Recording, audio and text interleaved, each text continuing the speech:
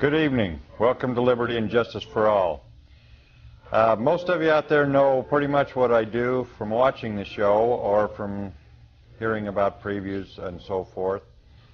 And basically what I have been involved in for the last, I don't really remember how many years, is different organizations, different people doing all kinds of research around the country. Now, from a lot of these organizations, I have been given basically instructions to hate this group, or to hate the government, or to dislike this, or something's wrong with all the groups. They put all these groups together, or they keep them separate, but I'm supposed to be a part of one and hate the other. Well, I don't hate anybody. What I've found is there always seems to be some pieces missing somewhere. Some of the things that go on that the government does, that the media does, the influence in our life, the fear-causing events that keep going on, have always puzzled me because they never seem to fit together. There was always something missing. You can talk about one group of conspirators doing this, or you can talk about another group, or you can talk about the Federal Reserve, or you can talk about Congress. I don't care who you talk about. They all seem to be getting their orders from somewhere, or their direction. I don't know if orders is the right word. Well, tonight we have Eric Phelps in the studio with us to tell us what he has found out.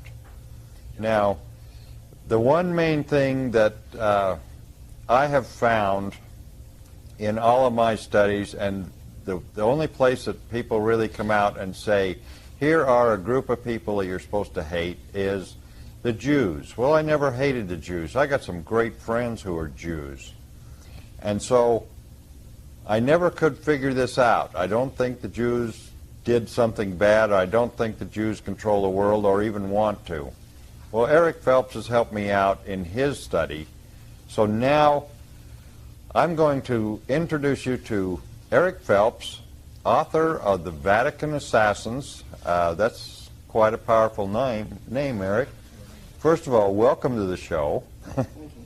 And what do you mean, Vatican Assassins? I'm going to start right in with that. That's an awful powerful 2 words.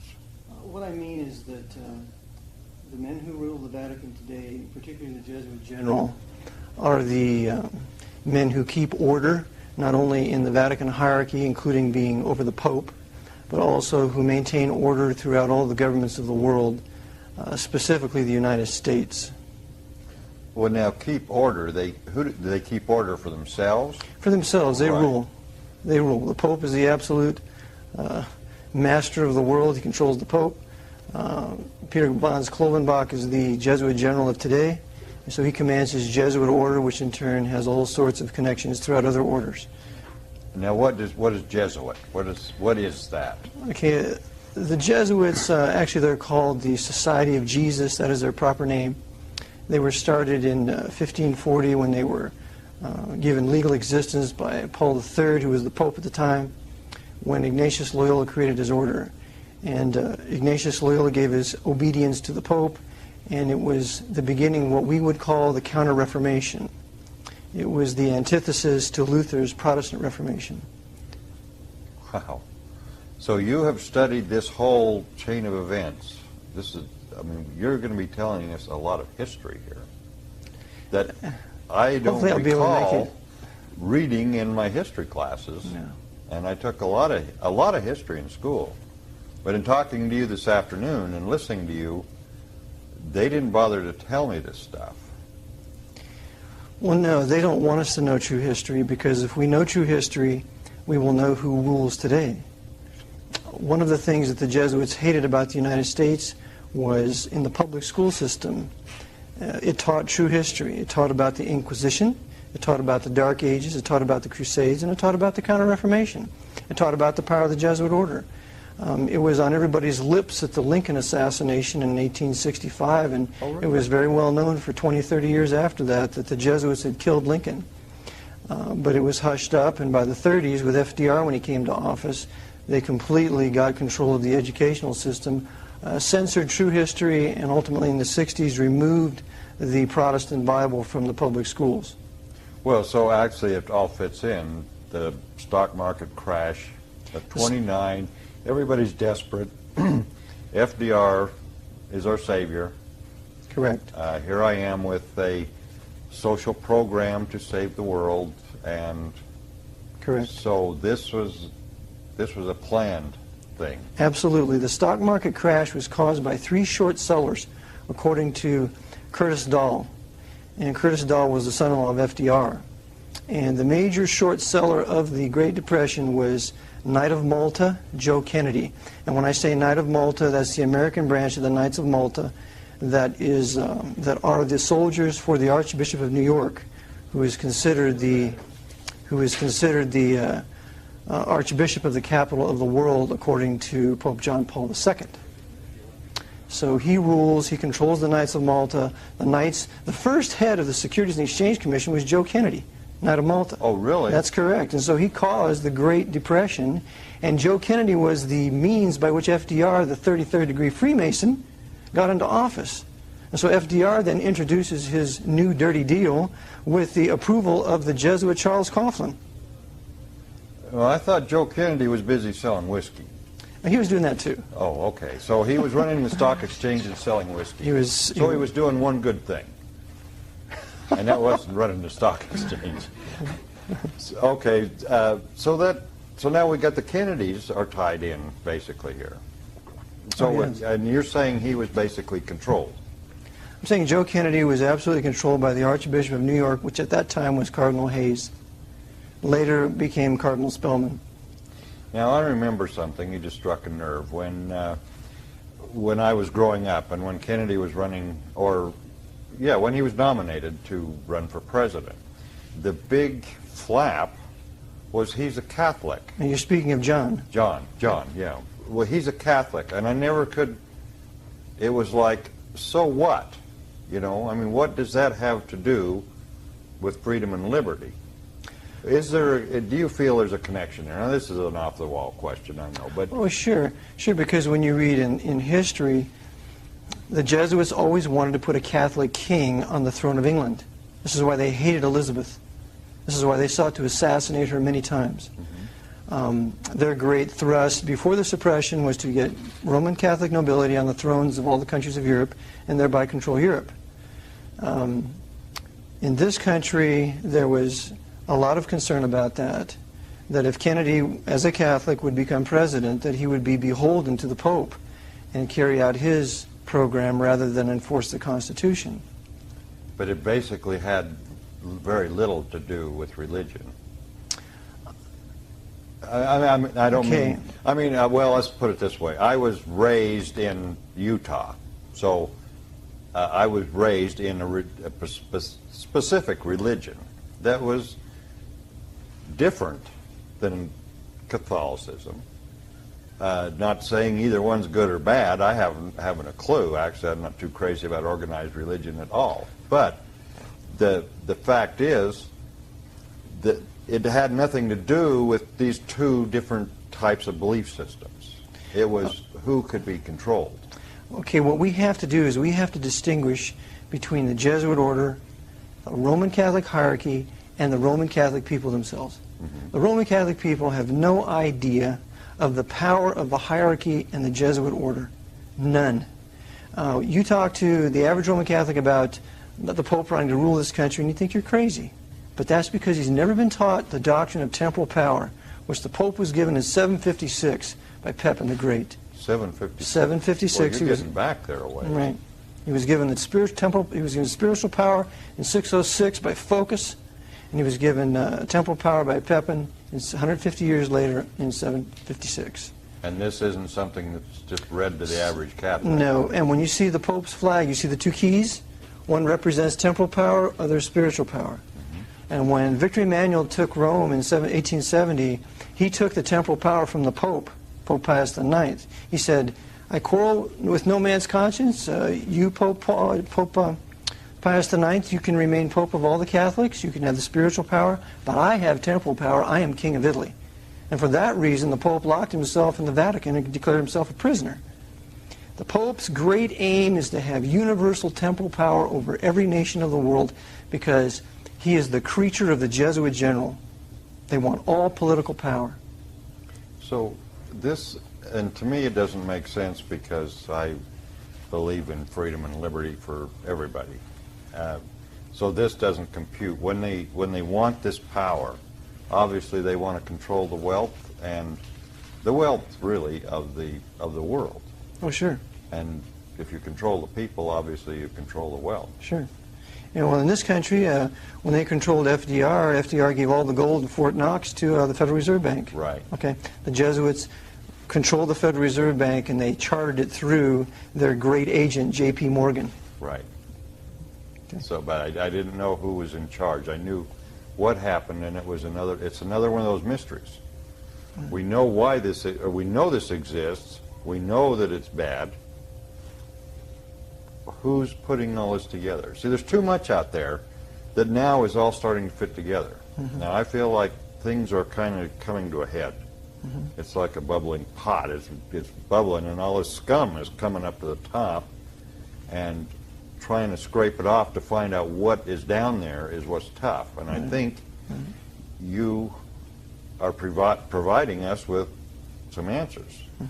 So, but it's all fitting together. Anyway, back to the Federal Reserve.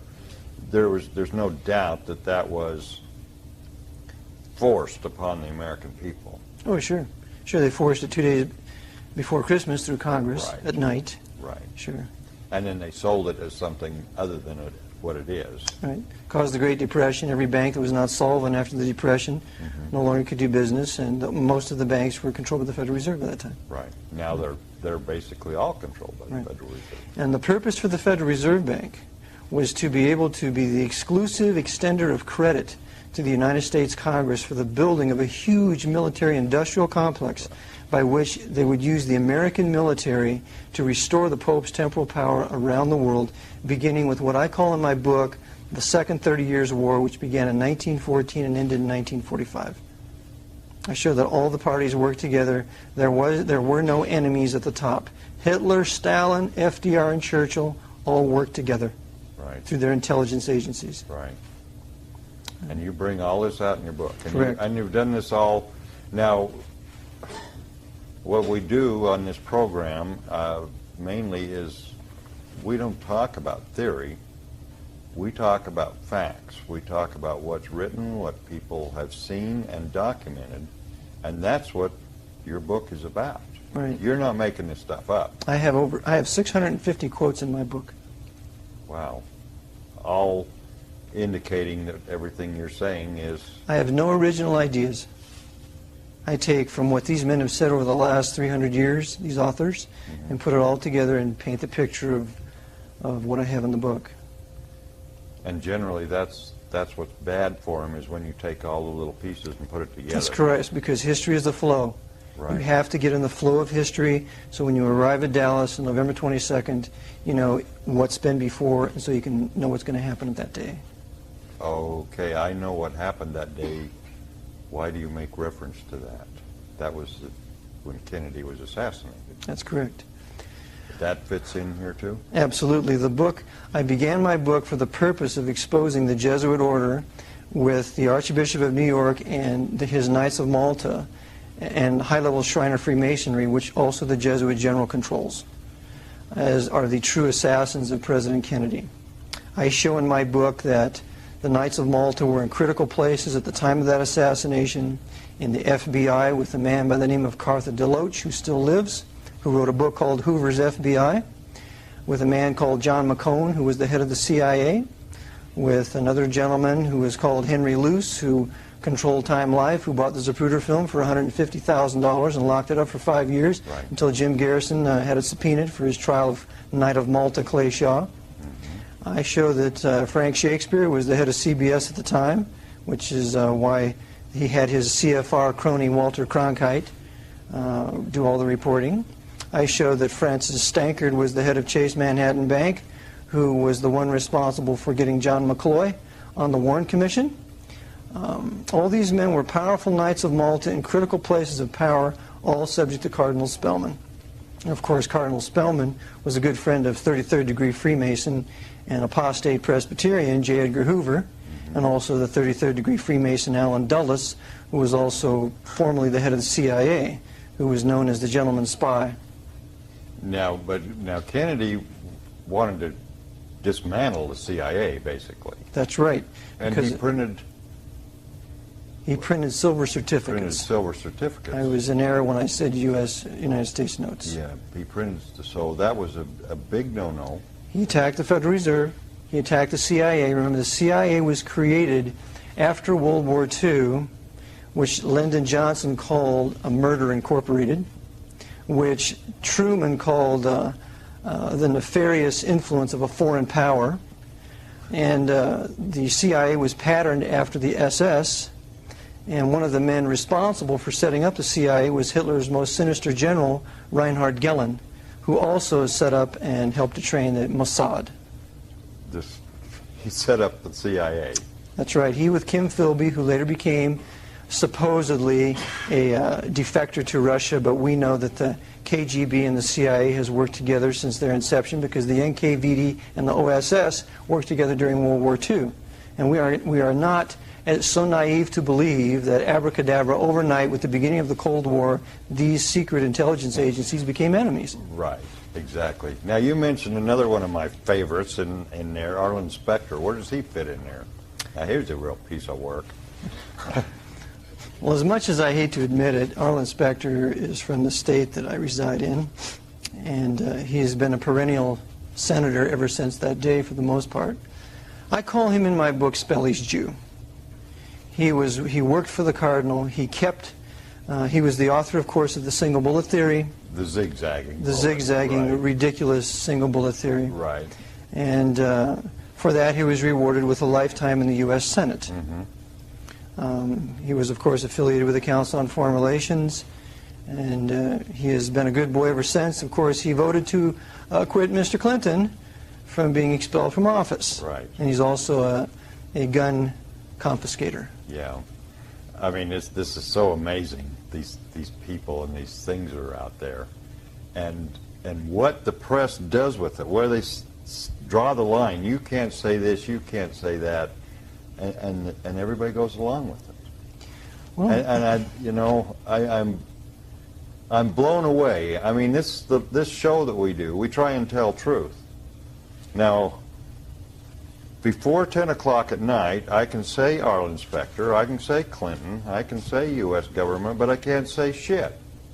So you'll have to watch this tape after 10, by the way. I mean, this is absolutely unbelievable when people really find out about these people that are out there and what they're doing. If they just open their eyes, they could see it in the first place. Oh, sure.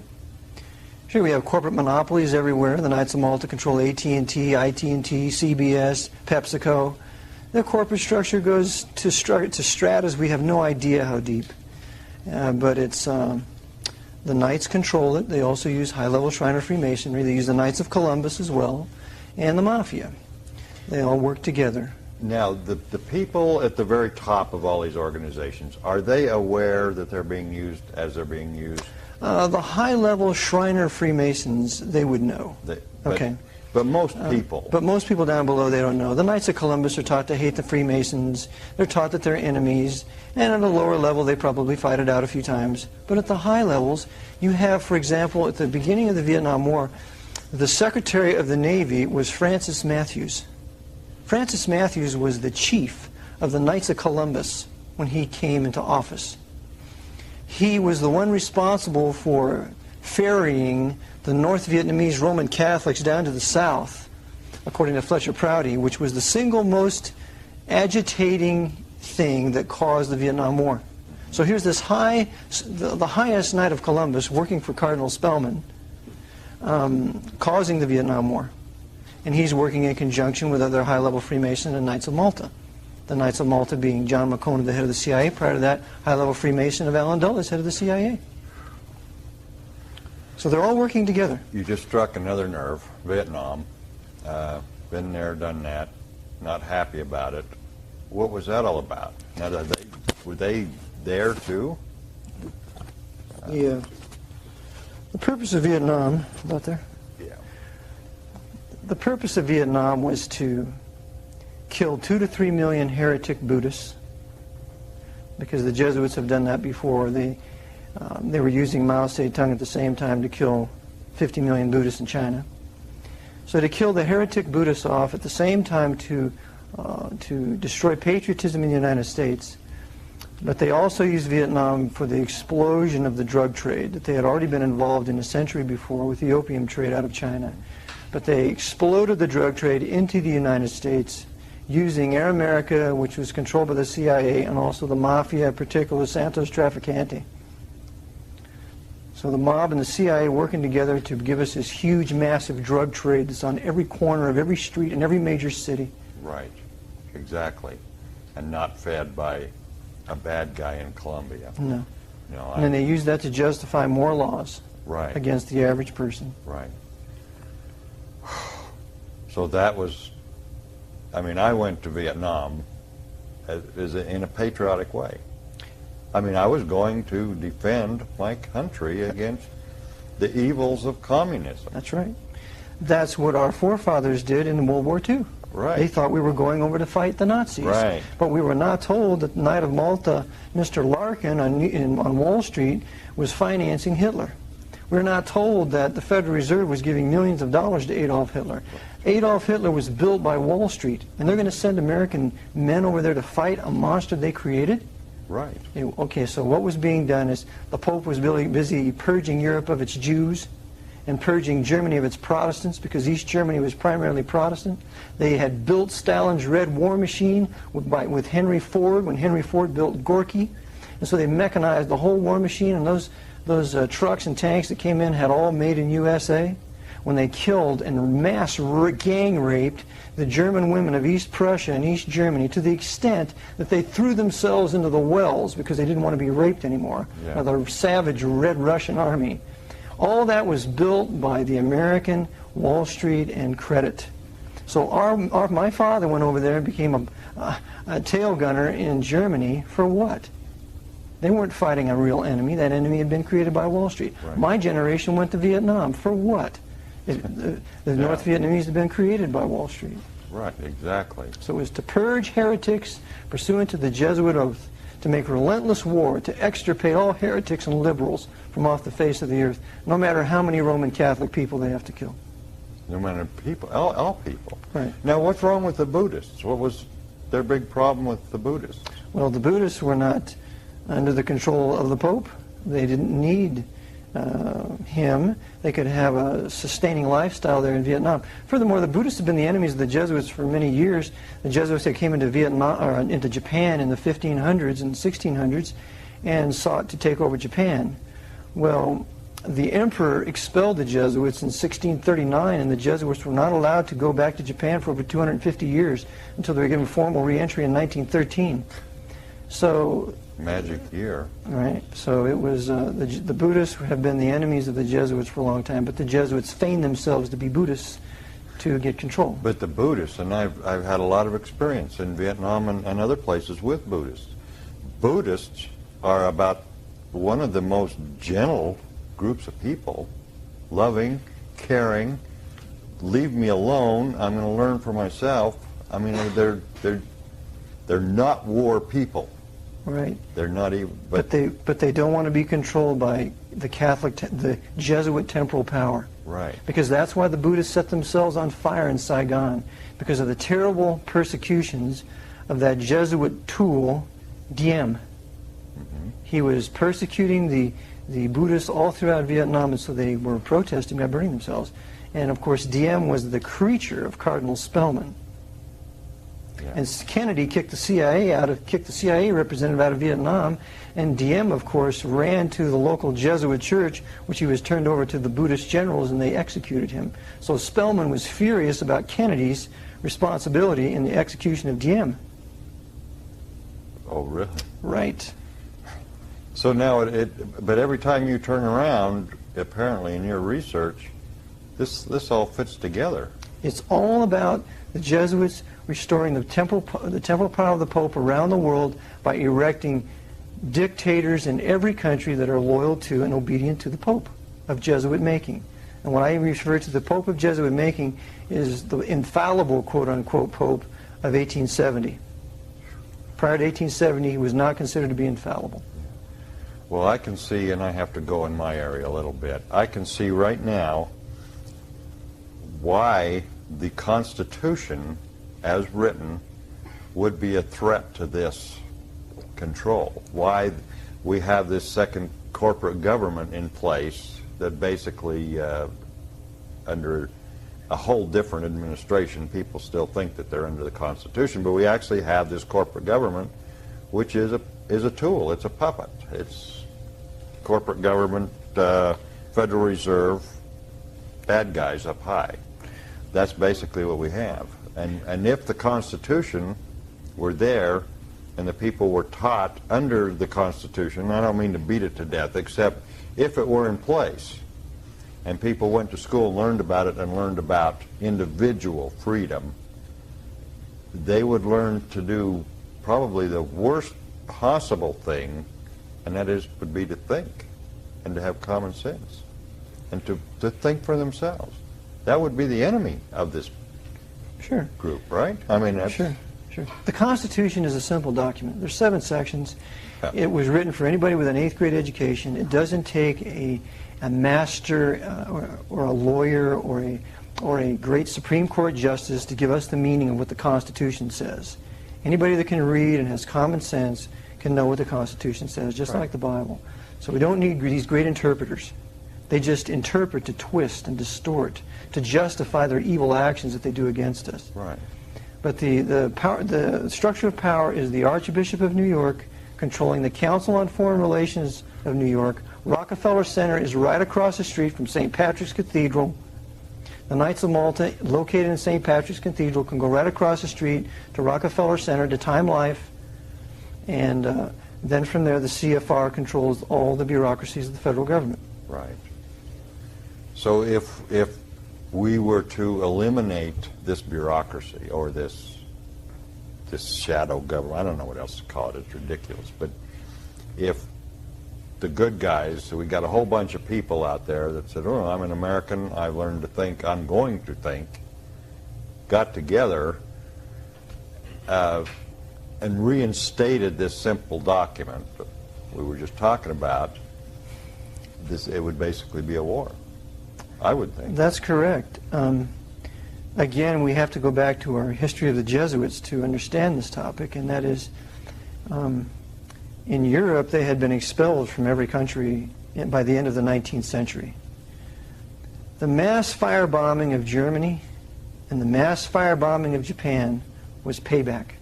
Mm-hmm. Germany had expelled the Jesuits in 1872, would never allow them to return.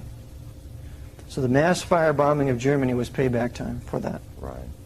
Japan had expelled the Jesuits in 1639. The mass firebombing by the American bombers was payback for that.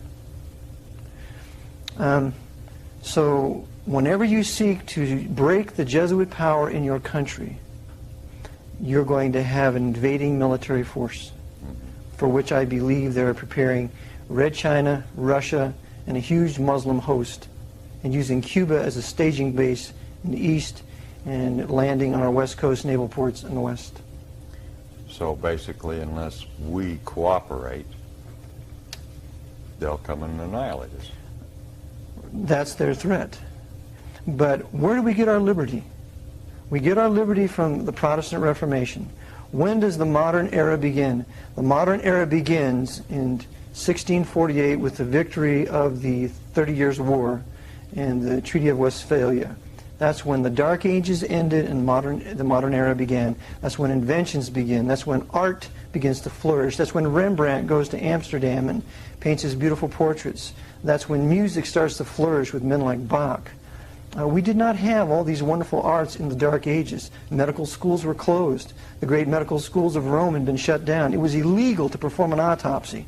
You couldn't find how the muscle tissues worked and the central nervous system and the circulatory system. It was illegal to own a crossbow. Nobody had the right to private arms.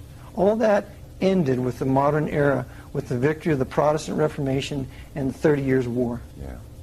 And so if we're going to return to that, We need to return to the maxims of the Reformation, return to the King James Bible, and we need to never give up our guns, because the man who wrote the Bill of Rights was a Baptist Calvinist by the name of James Madison. In the First Amendment, he protects our right to the sword of the Spirit, which is the Word of God.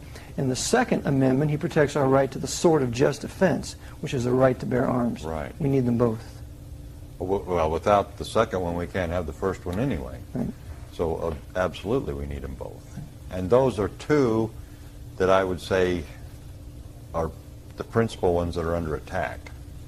The guns, of course, being the first, and under all kinds of different veils of crap. I mean, they feed so much, can't say that word before 10 o'clock, but they feed so much stuff to us that is so unbelievable, but yet I hear it parroted back from people.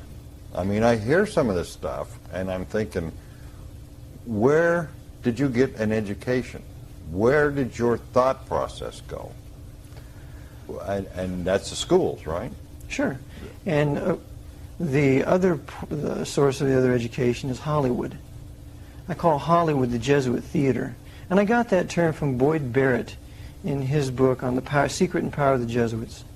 Hollywood is the Jesuit theater. All their propaganda that they want to change the American culture with begins in Hollywood. So there they attack gun rights. The only people that have guns are the police and criminals. The average guy that's a decent individual, he can't have a gun. So the other thing is that in every fascist military dictatorship, because every communist country is a fascist military dictatorship, communism is an economic system. As far as political governing is concerned, it's fascism. In every fascist communist state, nobody has any guns. Right. You don't have guns, you have terrible persecution, mass death, and so on. So anybody that advocates the abolition of gun ownership is really advocating that. Oh, absolutely. I mean, there's no question.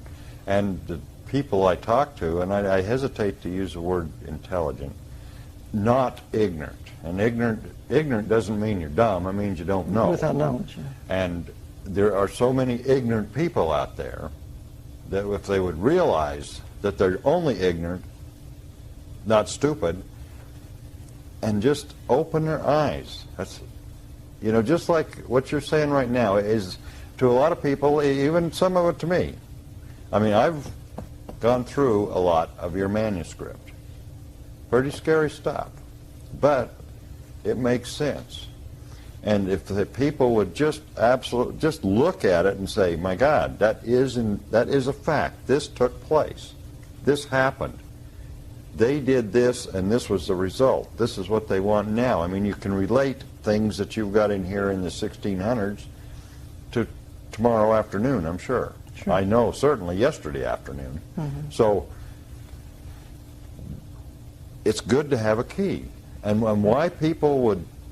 Now, I know what's going to happen after the show's over. My phone's going to start ringing. You hate the Catholics, or you don't like this, or you don't like that. You're picking on religion. And, I mean, I can hear them all right now. They won't have any justification for this. Well, see, I devote my book to 4 Roman Catholic priests. I devote my book to Charles Cheniquy, who was the one who exposed the Jesuits as the Lincoln assassins in 1886 with his great work, 50 Years in the Church of Rome. I devote my book to Jeremiah Crowley, who was an Irish priest who came here and who wrote 2 great works. The first one is called Romanism, Menace to the Nation, written in 1912, and he also wrote another one called The Pope, Chief of White Slavers, which is a tremendous topic. And he warned that the Vatican, or the Jesuits, were going to get control of this government and use this government to restore the temporal power of the Pope. That book gave me the key to understand all the U.S. foreign policy for the last 100 years. The other priest I dedicated to is Emmett McLaughlin. He's an Irish priest. He was a Franciscan. And he wrote some tremendous books. One was Crime and Immorality in the Catholic Church. Another was The People's Padre. Another was an investigation, I believe that's the word, into the assassination of President Lincoln. But he wrote several great works. So those 4 priests I devote this book to, and if I was anti-Catholic, I wouldn't be coming to the defense of Catholic John Kennedy and his son, John Kennedy Jr., for his murder. Right. So the issue is not Catholic or Protestant. The issue is right and wrong. Who did what to who? Yeah, but I think my point is the media has got people so brainwashed that that's all they hear.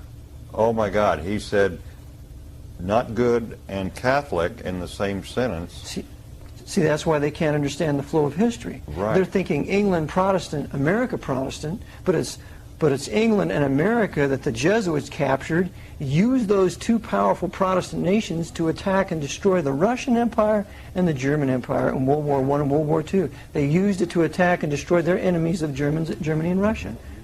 So we got to forget these labels of Catholic and Protestant, and we got to find out where the Jesuits are in every nation and see what they're doing there. Right.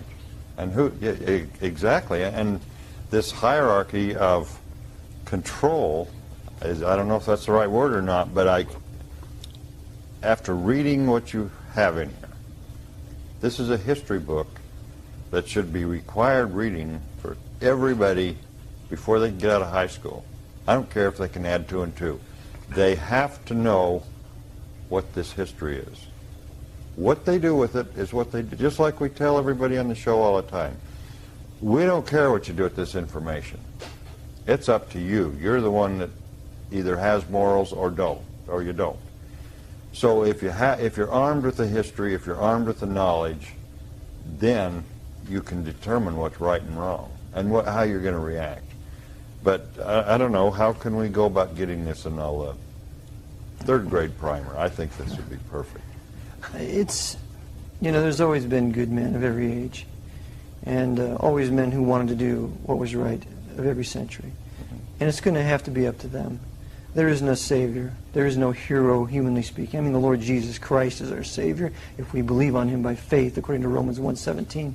But as far as men that live now, there's no one that can come and deliver us from this. It's going to take individual good men and women that will speak the truth in love and then do what they can in the power of the Spirit to resist these men, because at the top they're Luciferians. They worship Lucifer, and so there's a lot of occult power in what they do. Mm-hmm. So it's not just physical. And when good men and women begin to do what they should do, then things will change. Automatically. It isn't like a war. You don't have to line up and start shooting. Well, beginning, it's a spiritual war. It's a spiritual warfare that we have to deal with. But unfortunately, it always becomes physical. They always bring in an invading army. That's their only answer. I mean, sure, that's their answer, and they're prepping them now for that. For example, the bombing of the Chinese embassy in Yugoslavia. I mean, that was not a mistake. They're firing up the Red Chinese to want to invade us. Yeah. And they're going to do the same thing with the Russians. They're firing up the Arabs to invade us now. They've already entered into a pact to destroy the great Satan. So when we see all these foreign soldiers coming and mercilessly doing what a foreign soldier does, hopefully we will have been prepared for that. Right. And spiritually is our main preparation. Spiritually is our main preparation because, for example, the American Revolutionary War, before those men won that war, there was a great revival called the Great Awakening of 1735 with the preaching of Jonathan Edwards and sinners in the hands of an angry God. Yeah. Men needed to repent, and when that happened, then they had the guts and the fortitude to trudge it out at Valley Forge. To fight. To fight, yeah. Now, I don't remember a lot of that in the history books either. No. Who writes history books? To the victor goes the spoils. Whoever is in control writes history. Right. So if you have men with an agenda for world government and the Pope ruling your country, they're going to write the history. Like Macmillan, like Scribner, like all these various publishing houses out of New York. They wouldn't touch my book. Because the Archbishop controls all those publishers.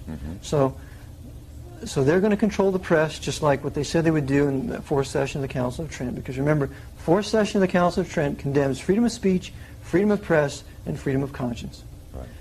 And so that's in direct antithesis to our Bill of Rights, and that's one reason why they destroyed the state of Virginia in the Civil War. Because Virginia produced the Declaration of Independence, the U.S. Constitution, the Virginia and Kentucky Resolutions, and the Monroe Doctrine. Right. Yeah.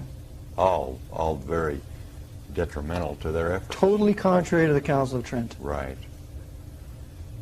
So we're possibly in a situation of being punished again for thinking for ourselves, if in fact that's enough people will actually do that. And I see the reaction a lot when I talk to people about something logical or something factual. And I can't think of it, for instance, but you get in front of a group, and I've had this happen a number of times, that maybe are adversary. You don't know for sure, but you get in front of a group that you don't know exactly how to think, and you bring up an issue or a situation backed up by facts and logic, and their only response is an explosion. That's the only thing they do. It's a total emotional explosion back at you, telling you that to take your basically your facts and your common sense and stuff it. This would be the war. I mean, this would be their why that would be their only retaliation would be physical violence. That's the only way they could get to us. Is that wrong, or? Well, I'm sure that's on some of their agendas. Yeah. But I think one of the keys is to not be obnoxious, to try to present your material in a way that brings credibility to yourself, that you're conducting yourself as a gentleman, that you're not making outlandish accusations, that you're not condemning any one group in particular, like the Catholics, which I've been accused of, but that you're going after a specific body of men who are all under oath, who owe absolute obedience to their superior, who will believe that black is white and white is black if they're told to believe such. When we go after the Jesuit order, the secret society, what we do is to seek to expose their doctrines, like their theologians, Emmanuel Sa, Licori, Bausenbaum, Molina, Alagona. You expose all the Jesuit theologians where they justify the murder of kings, tyrants, usurpers, and in their definition, a usurper is someone who does not submit to the temporal power of the Pope. So you expose all their doctrines, you expose their secret instructions, you expose all their basic tenets, and then you relate those basic tenets to the history of what's happened in the last 200-300 years. So we're attacking we attack what they believe and what they do. We do not hate the Jesuit order. We hate their deeds and their doctrines. Right. Well, I didn't find any hate in your book at all. Well, thank you. I didn't. I went through it all, and I found absolutely no hate. I found a whole bunch of questionable actions by a lot of questionable people, or basically morally defunct people, but I didn't find any hate. All you have done is come out and say, this person did this and caused this to happen. That's all you said. Yeah. And it's very well documented. Yeah. And we also have to realize that we've been victims. We've all been victimized to a certain degree, more or less. We've all been robbed through the income tax. We've all been used to fight the Jesuits' foreign wars. Several of my dear friends were killed in Vietnam. I had a swim teacher that I loved very much who was killed there. We've been victimized by them. And so what we need to do is tell the truth as to who really did this. Now, the Kennedy family, they've been victimized. Is there any, reason why Teddy Kennedy shouldn't be a drunk? He knows who killed his brothers. But do you think he could ever say a word about it? Oh, no. Never. Not in live. Not in live. Right. Just like John Jr., he wanted to say something about it, and his airplane goes down. Right. He was, I understand, the rumor has it that he was prepared to say something about it. I'm ready to sneeze. That's okay. Bless you. Yeah, that's right. He was ready to say something about it. Yeah, that was what was being said, that he was going to come out and start basically talking. Right. And then all of a sudden another tragedy. So these men in power that maintain power, they can't say anything because they're under oaths. If anything's going to be said, it has to be by us who are not under their oaths, who are not associated with them in a formal way. We've done our homework. We don't have access to any secret CIA documents. We got all this from books in circulation for the last 200-300 years. But before we can do anything, we have to have the knowledge. Right. We have to be armed with the knowledge. We have to be ready to accept it. Many people aren't ready to accept it because, well, the truth will set you free, but they don't want to be free. I guess, I assume, I don't know. It's a phenomenon I don't understand. Well, the American population is a very powerful population when it wants to be. There is no country that we could not defeat. We have the technology and we have the will to do it. The Chinese, they don't have the will, they're slaves. The Russians, they don't have the will. And during World War II, if Hitler's invading army would have been half civil to the Russian people, they would have joined him to overthrow Stalin. So they don't have any will to win a war. We do. We could beat anybody that we wanted to. But what we have is high-level treason. Where they're selling us out. So there's no one that can beat us if we want to. The problem is we are controlled by Hollywood, by the moguls there. We are controlled by the American Medical Association, by all the drugs and vaccinations and immunizations that they've given us. Right. And we're controlled by the consumption of drugs and the abuse of alcohol. So you get people addicted to games and amusements. They're more concerned with the batting average of a baseball player rather than who runs their government. So you get them concerned with that and the road rage, and get them addicted to violent and sexually promiscuous movies, and that's what your culture becomes. Right. The art form dictates the culture. Right. And so they've got it. And so until we can break our minds away from that kind of control, we really can't perceive their power. Well, more and more people, I mean, the good news is more and more people are seeing through this. You know, your Monday night beer drinking belcher is becoming more extinct because they're happening. I see it all the time. They are saying, wait a minute, what's going on here? And I think probably too many commercials hasn't totally fried their brain as they're supposed to. They're saying, wait a minute, I'm not that stupid. And so there is a trend. There is good news here. Well, I hope the gun issue wakes people up, because I think the average guy realizes that if you don't have a gun, you can't defend yourself. Right. And you need to defend yourself. It's not the police's responsibility to defend you, according to the Supreme Court. It's not really the Army's responsibility to defend you if you're going to be invaded. It's your responsibility to defend yourself. Right. And so hopefully that issue will wake up enough people. Well, if they would wake up is the right word. I mean, the whole reason to have a gun is so you won't need it. Right. That's the bottom line. I mean, The whole reason to have a military is so you don't need it. That's right. Washington said in order to prevent war, you must be prepared for it. Exactly. I mean, if I act like a sissy walking down through a tough side of town, I'm going to get beat up. Right. But if I walk down through that town and I look them square in the eye and they know they're going to deal with a man, they're not going to bother me. Right. And it's the same way when you deal with nations. Nations will abuse you and misuse you and take advantage of you as soon as they can see that they can do it, unless you let them know that we're not going to tolerate this kind of behavior. Right. And then they're your best friend. Right. Absolutely, Sure. yeah. They'll do anything to be your friend and stay your friend. So how are you going to get this out there? Well, I'm trusting the Lord that I will be able to find a publisher to publish it, and then hopefully it will be distributed and people will want to get it. Well, I hope so too. I would like to get it in the hands of every preacher, that he could preach it from the pulpit, because that's where it needs to begin.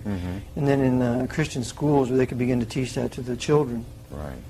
Because my generation and my father's generation was pretty well brainwashed, and what we need is a younger generation that knows the truth from about the time they're 18.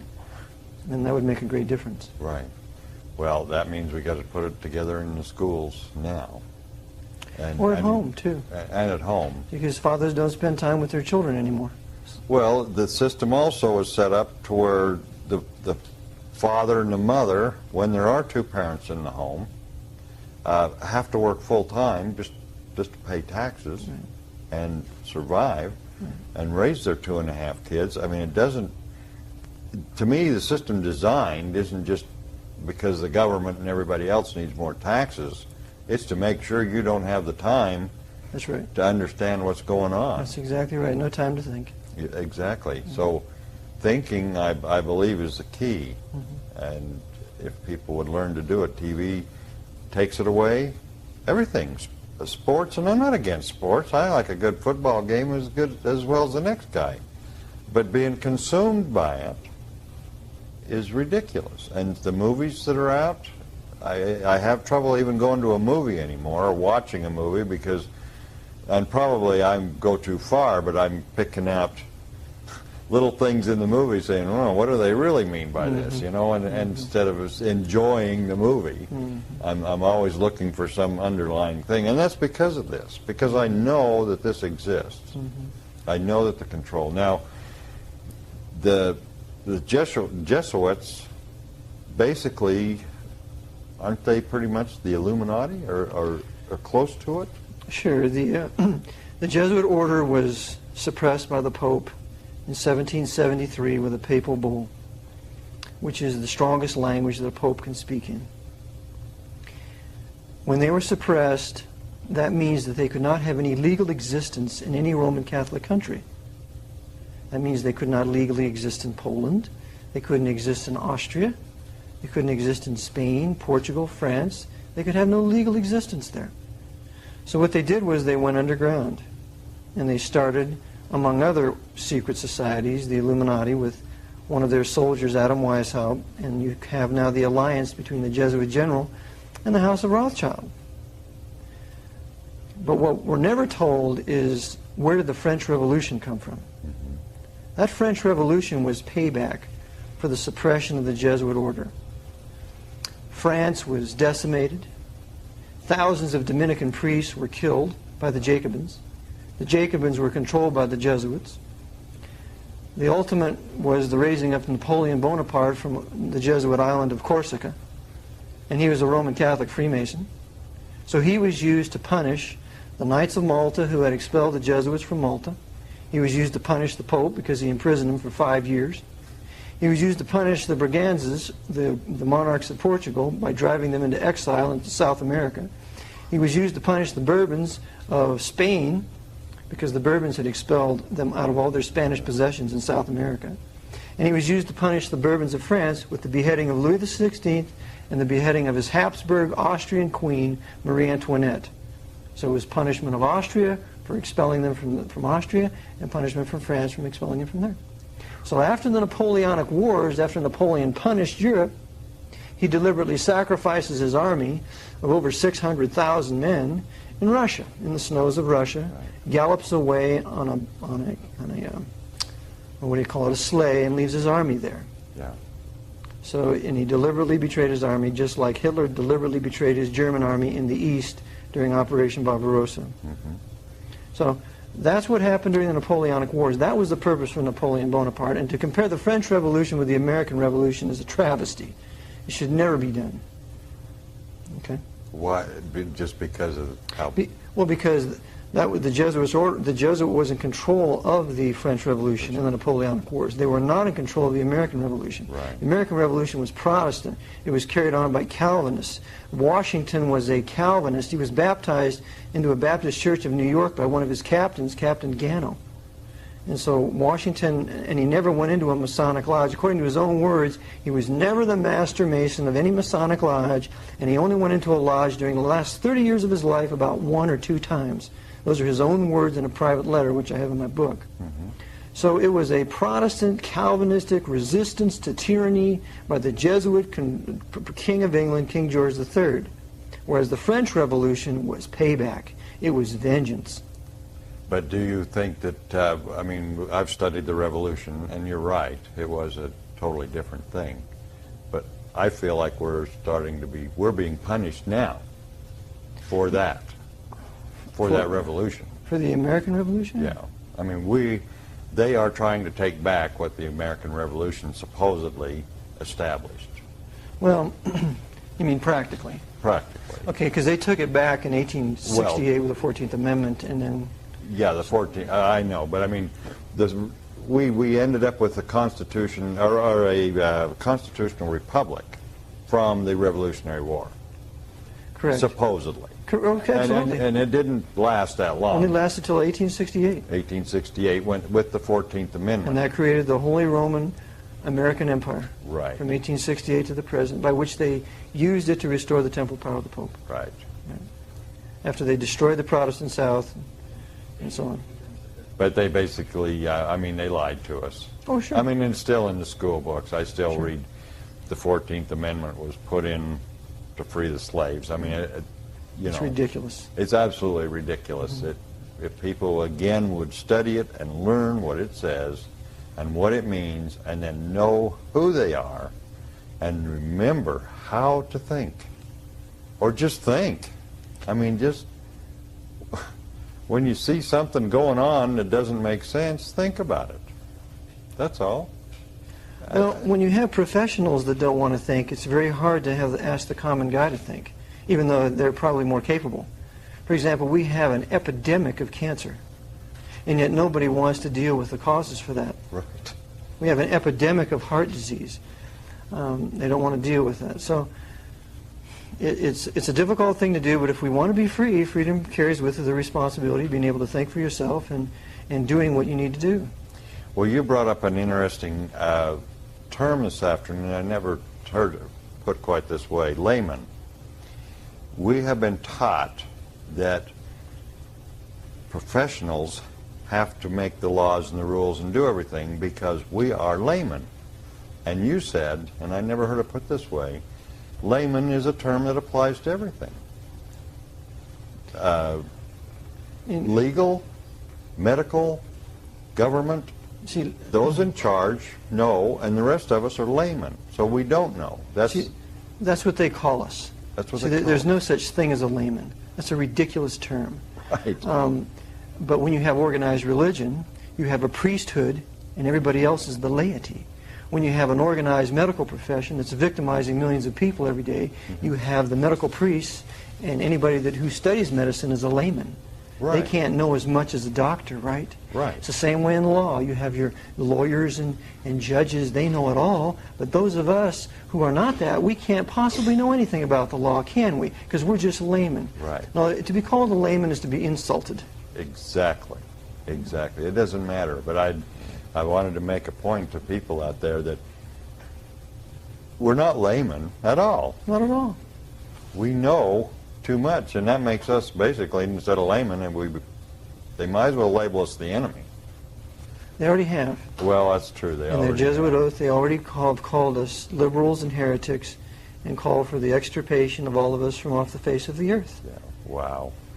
Well, we're running out of time. I told you I only had an hour, so we can. I don't think we really got through chapter 1. But Eric, your work is absolutely amazing. I know that the phone's going to be ringing. I know they're going to be calling me names, but I'm very used to that. But I also know I'm going to have a lot of calls from people that say, I want to find out more about that. I want to know how to help. And to find out how to help is to find out how to think, to read, to see what's going on, to really know what we can do with anything. So anyway, Eric, it's a pleasure. My pleasure. And I hope we did some good. And for all you people out there, let us know what we can do to help. That's what we're here for. We're all volunteers, and we want to do whatever we can. So enjoy